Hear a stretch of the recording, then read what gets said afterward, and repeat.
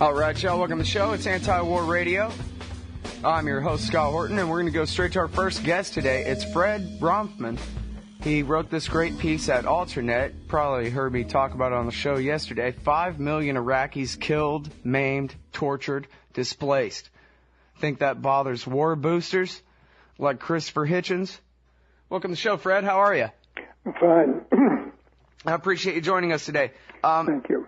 I kind of wanted to keep Hitchens as a minimal part of this discussion, but that's probably not a very good idea. In fact, on one of the feeds we are simulcasting here. We just played a song that was a song that was an anti-war song from 2002. That the point of the song basically is, I don't care about those Iraqis, and all these politicians are trying to get me to care about them so much that we go and have a war over there, but I don't want to. Basically, screw them. Let's not have a war on their behalf. And that was a reaction to the propaganda as it was being pushed down all of our eye holes and in our ear holes in 2002, that led by the likes of Christopher Hitchens, that America needs to launch an aggressive war against Iraq to help those people. Yeah, I mean, I came across an Amnesty International report that I hadn't really realized this or hadn't thought about it, because the propaganda is so strong that in 2002, according to Amnesty International, there were only scores of people, that is to say several dozen people, perhaps let's say under 100, who were actually being killed in Iraq, by the Saddam Hussein dictatorship for political reasons and so forth and so on. So the real comparison, what Christopher did and the other folks who were supporting the war was add up all of Saddam's crimes over the previous 20 years, talk about the weapons of mass destruction, and sound like we had to go in to help the Iraqi people. What actually happened is, instead of several dozens of people dying because of Saddam's absolute evil, we've created 5 million people, as you mentioned, 5 million war victims. And that's the proper comparison between scores and millions. Yep, and even when, as you say, to talk about the hundreds of thousands is to, concede, as though it's really a concession to the war party, that Saddam Hussein was, in fact, an evil, murderous dictator. But as you say, the worst of those crimes really, other than the invasion of Iran, which America was behind him the whole time during that, and some say even gave him the green light to get it started, but his worst crimes against his own people, really, if I know my Iraqi history very well, it was the Anfal campaign against the Kurds, and that was in 1984 or something, right? Well, and it had Don Rumsfeld's blessing. He was an evil dictator. He did torture people. There were mass graves. All of that's absolutely true, but the notion that we should go into Iraq to help the Iraqi people was absolutely false. That is to say, we've hurt many more Iraqis than we've helped. And secondly, which I find most disturbing about Christopher, and by the way, all of the liberal warhawks, of which there are several dozen. I focus in my article on the liberal warhawks because, unlike the right, who don't even pretend to care about the Iraqi people, it was the liberal warhawks, the so-called centrists, who claim to care about the Iraqi people, who use that as their primary justification for us going to war, to free them from the evil Saddam, who, as I say, was evil. But it's unbelievable that in the 7 years since, you read almost nothing from these very people who claim to care about the Iraqi people. They've said almost nothing, and Christopher is the worst example, about the very same Iraqi people, the millions of them, who they're, in my opinion, who they have some of their blood on their hands. They're partially responsible for this invasion. Christopher actually praises himself. He takes credit for having helped cause the invasion. To me, it's very different. When you support violence by your government, it seems to me you take on a moral responsibility for the civilians who are going to get killed from that violence. It's not like taking a position on gay marriage or the BP oil spill or Wall Street financial reform. It's a very special issue. And what bothers me most about the folk, particularly the liberal warhawks who justified the invasion on behalf of the Iraqi people, is they've shown absolutely no concern for the millions who have suffered indescribably since the invasion. And by the way, they could have had a much bigger, if they had cared about the civilians, they could have had an enormous impact. They should have been the first ones yelling about the need to provide law and order under international law. If I was against the invasion, but if we are going to go in there and occupy them, we have it's a crime not to provide law and order. And none of these people who could have had a tremendous influence. I mean, here's Christopher bragging about going over to Iraq with Paul Wolfowitz, who he befriended and greatly admired. There's nothing in his memoirs or in the historical record where Hitchens was lobbying for us providing law and order, economic, keeping the economy intact, providing humanitarian aid to these millions of Iraqis who've suffered terribly. And it's that I'm personally most upset about. And the other side of this that I think I'd like to really emphasize, Scott, because I think there's a much bigger issue here that goes way beyond Christopher. I don't think Christopher is the worst culprit at all, although he's made a lot of noise. Obviously, George Bush, Dick Cheney, the people who actually made the war, are the worst culprits.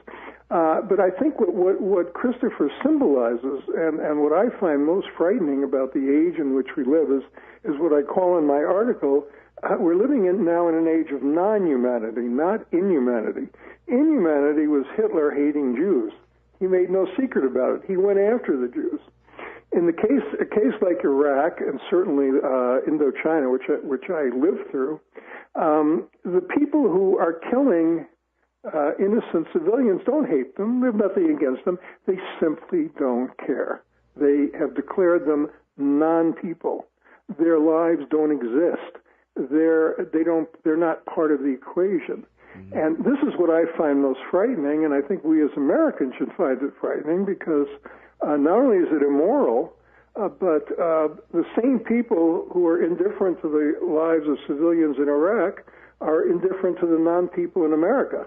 And even if you feel you're not a non-person, anyone listening to this program, because you have money or you write articles, it's and the best example of that was the Wall Street crash, where you have these rich guys on Wall Street tricking the poorest people in our society out of their life savings, telling them, give me your life savings, you'll get a house out of the deal. Then a couple of years later, they foreclose on them. The people lose their house and lose their life savings. They were treating them as non-people. Yeah, well, and I'm here to tell you, as someone who scans the news, all day, every day, that it's virtually a daily occurrence that some guy kills his kids, his wife, and then himself after losing everything. And just to kind of, chime in on your argument there, I think that, those people on Wall Street who dupe these people never lose a bit of sleep over it. In fact, Russell Means, the great Indian activist, said on this show, you people are the Indians of the 21st century. And that's very sad, but you better get used to that idea. And I think you're absolutely right. The American people, I think even including the millionaires, I think everybody but the billionaires, we're all non-humans to be, used up, thrown away like an American Army private or an Iraqi. And I don't think there's really much doubt about that. Now, when we come back from the break, I want to ask you specifically, I'd like to go through some of these statistics about what really has been the result of the American war on the people of Iraq, because as we know, they don't talk about it on TV, and if it's not on TV, most people have no idea. So I'd like to give them an idea of some of these stats. But we're about to go out to break here. I guess I'd like to get your comment real quickly, if I could, about my criticism that most of the anti-war left that opposed the war in 2002 were being quite dishonest, that if it had been Clinton, they would have been for it, and now that it's Obama, they don't care at all. Would you agree with that? Let's start after the break. I want to ask everyone during the break who might be listening to ask one simple question. Too late. Sorry, Fred. Okay. Too late. We're at the break now. When I come back then. Yeah, okay. Yeah. My bad. You can watch the LRN Studio Cam and chat with other listeners anytime at cam.lrn.fm. That's cam.lrn.fm.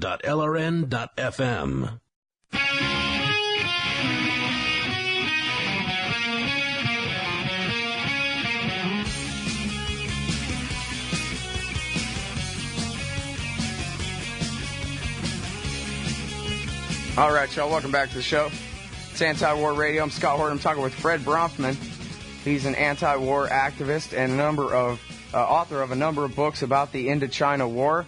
The Third Indochina War, The Old Man, a biographical account of a Lao villager, Voices from the Plain of Jars, Life Under an Air War, Life Under the Bombs, Project Air War, and on like that. And we're talking about Iraq now. And Fred, I'm sorry, because I asked you this question right leading up to the break there. I'm terrible at these hard breaks. But I was asking about the disingenuousness of the anti-war left who didn't want a Republican George Bush oil company war in Iraq. But basically, I think if Bill Clinton had said, yes, we're going to wage war to save the people of Iraq and give them a democracy and whatever, they would have gone for it. And the fact that Obama's in power now and the anti-war left is largely silent would seem to be proof of that. What do you think?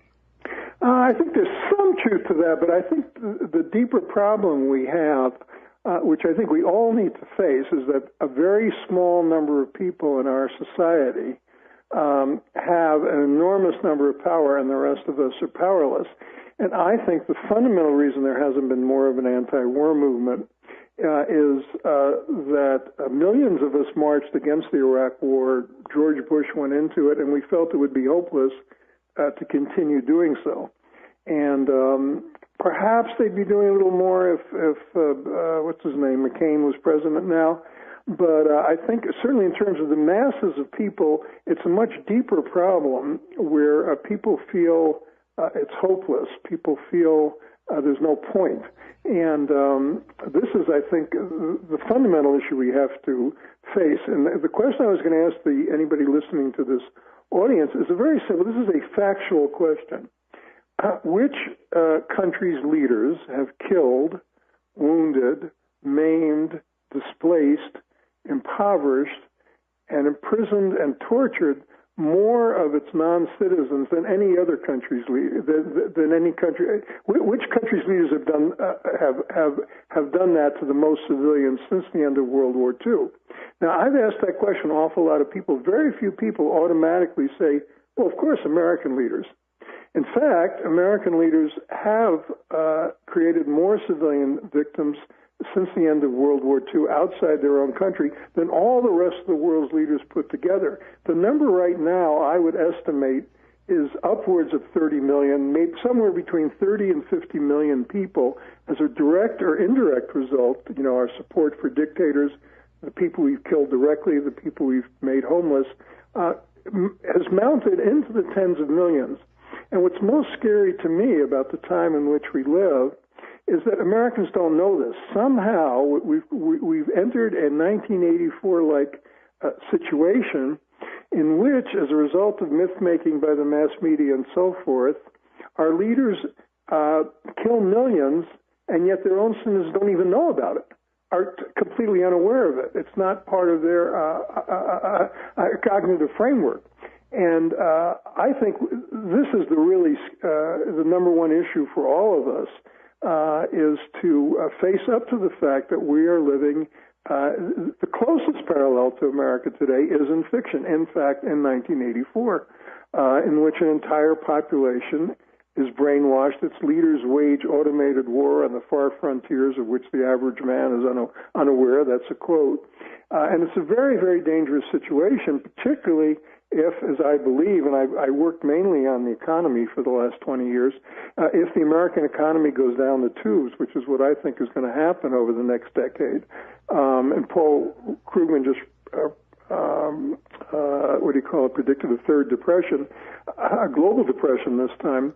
I think America is going to become a very ugly place. I don't think you have the same social consensus you had in the 30s for creating humane policies at home. I also think that the elites are so committed to this war making abroad that they're very likely to turn America into a police state to protect their own interests. This is what we need to mobilize. This is the level of discussion we need to start having now, and not get hung up on President Obama versus the next guy.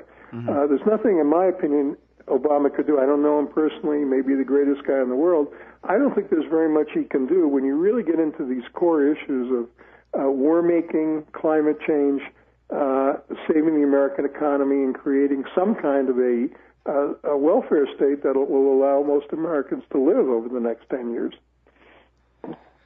Well, yeah, I mean, there's definitely a lot there, but I'm agreed with you that I think that the empire will be the last thing to go. If they have to consume every bit of what private citizens in this country can produce, tax us, each one of us, out of our homes, they'll do that before they get the troops out of Central Asia, even though it should be obvious to everyone that when we're bankrupt, when our empire has bankrupted us, the first thing we ought to do is bring our troops home. That's the number one quickest way to save money. But everybody wants to be like Roosevelt and believe that a war is good for the economy when you take trillions of dollars and turn them into high explosives and destroy wealth and lives with them. Somehow that makes us all rich.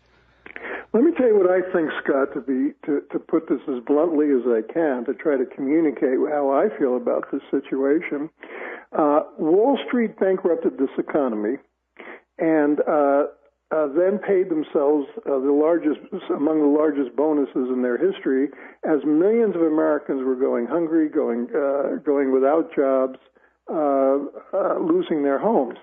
In my humble opinion, Wall Street leading the charge, but more generally, the elites in this country, not because they're bad people, not because they hate dogs, not because they hate Jews, but simply because they're interested primarily in their careers and their short-term profit and short-term success of their institution and their role within the institution, have declared war against the rest of us. We are at war. We don't realize that yet.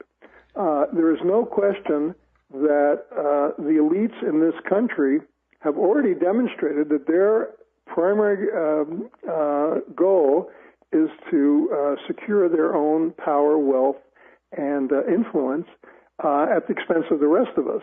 And I think this is what we need to wake up to, that we are at war in America, and that the elites have declared war against us. We didn't declare war against them. Unfortunately, we didn't preclude them from taking their bonuses. They decided to take those bonuses instead of all the other good things they could have done with it, from paying higher taxes or agreeing to pay higher taxes to promoting jobs to investing in a clean energy revolution. Well, and the thing is, too, if they're at war with us, we can just look at, the statistics in your article today, and I'm sorry we're not going to have time to go through them here. The bumper music's about to start playing, but we'll be lucky if we get off as easy as the Iraqis. 5 million refugees, at least 1 million dead, according to Opinion Business Research. Still, the electricity doesn't work. The sewage, the water systems are broken. The most single disturbing statistic, Scott, the Americans have right now 100,000 people in jail. The Vice President of Iraq says that the vast majority are innocent. We are torturing these people. We put them in jail, and by the jailer, the American jailers say we will not give them trials because we have no evidence to prove that they're guilty. I'm sorry, we're all out of time here, Fred. Everybody go read Fred Branfman at Alternate. Damn, did it again. Okay. Thanks very much for your time. Appreciate it. Hey, thanks a lot. Anytime, man. Listen to LRN.FM on any phone, anytime. 760-569-7753. That's 760-569-7753.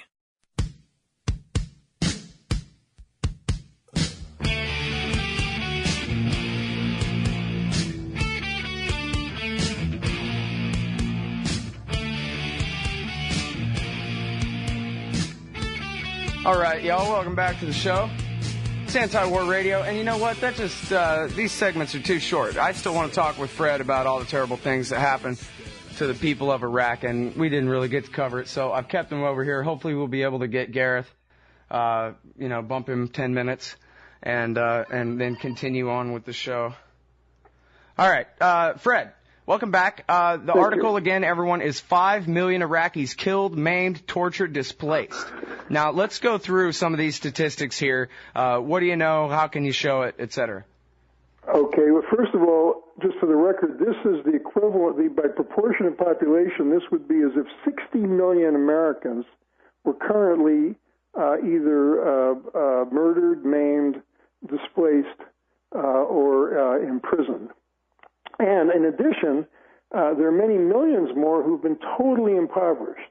Even though they're still in their homes, they're not technically refugees, they can barely survive. We've probably destroyed about half the nation. Now, the statistics, just for the sources here, I don't like to toss numbers around. The Iraqi body count has documented 100,000 civilian deaths. Their figures indicate that, from their perspective, the total number might be 200,000 to 300,000. The group you just mentioned, the opinion research groups, puts the number at something over 1 million. So it's let me jump in right here too. When Opinion Business Research first did their study in the fall of 2007, I believe it was, I interviewed Alan Hyde, or I tried to interview Alan Hyde on the show, and we almost had it worked out, but then he delayed, and then it turned out, no, you know what, we decided that number's so high, we want to do it again. And so he sent his people back, and they did the research all over again, and they came out in the spring of 2008 and said, yep, 1 million. And by the way, just for the record, that guy Alan Hyde, the director of Opinion Business Research, he put up the money himself. It's his own company. It's not their specialty, but they use the exact methods that they use when they're counting the dead in Rwanda or anywhere else, when the British and the Americans are counting the dead. And it was not paid for by George Soros or anything like that. And they double-checked it. He went, nah, that number's so high. Let's go back and make sure. And they made sure. And he said, yeah, 1 million. Excess deaths over the rate of death from before the invasion. Yeah, well, I personally don't feel comfortable getting into the numbers because I'm not a statistician. I don't think it matters if it's 300,000 or 900,000 from my perspective. What does matter to me is that our leaders have killed hundreds of thousands of innocent human beings, children, women, men, and have shown no interest themselves in tabulating the number of innocent civilians they kill. In fact, General Colin Powell and General Tommy Franks on separate occasions have said, jokingly, we don't do civilians. They kill civilians, but they don't bother to ascertain who among all the people they killed are civilians or military. I think this is a startling example of non-humanity, which again I think is the key theme out of all of this, that we've declared most of the world's people non-people. Now, in addition to the immorality of that, we now have a new situation in today's globalized and interconnected world called terrorism, refugees, and many other aspects that are actually affecting American life very directly and will affect it even more in coming years. You know, George Bush's famous quote, why do they hate us? They hate our way of life. No. The reason they hate us is we kill them. The American people don't know that we kill tens of millions of people. Our leaders have killed tens of millions of people since the end of World War II. If they knew that... I'm sorry, Fred, just in the interest of time here, let's focus it back on Iraq. Sure. Let's talk about orphans. Let's talk about wounded. Let's talk about internal and external refugees, how they're living now, the electricity. This is the war. This is the war that you and I have both heard 10 million people say 10 million times. Oh, the people of Iraq are way better off now without Saddam Hussein. No, that's ridiculous. I mean, that's actually, well. That's so let's show them. Yeah. Talk about orphans and wounded and post-traumatic stress and refugees. According to the United Nations Commission on Human Rights, nearly 5 million Iraqis right now, total.